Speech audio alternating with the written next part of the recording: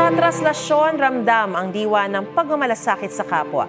Para naman sa ibang wala sa prosesyon, buhay ang panata sa bawat kulay ng pinta o sa digital na sining visual. Ang mga mukha ng debosyon sa Poong Nazareno sa report ni Darlene Cay.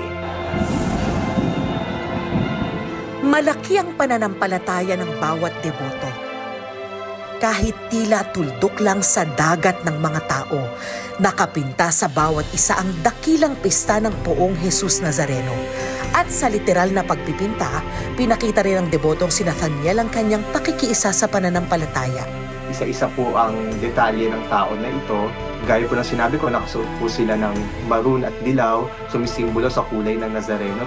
Kahit wala sa traslasyon, buhay ang pagdiriwang. Titigan lang ang kanyang obrang agos ang pananampalataya. Gusto ko ipakita yung dagat ng tao at libo-libong, actually milyon-milyong taong dumarig sa tuwing traslasyon.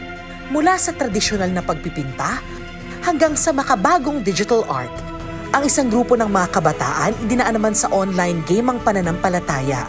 Ang bawat detalye ng Misa Mayor, kuhang-kuha, bagay na ikinatuwa rin ng mga nasa bahay lang at di nakapagprosesyon. Kahit sa mismong traslasyon, iba-iba ang paraan ng pagpupugay sa puon.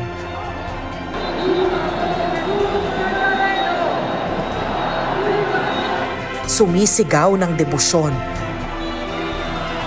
Tumatanaw at ninanais makalapit sa andas. Pero ang ilan, piniling ipakita ito sa kawang gawa.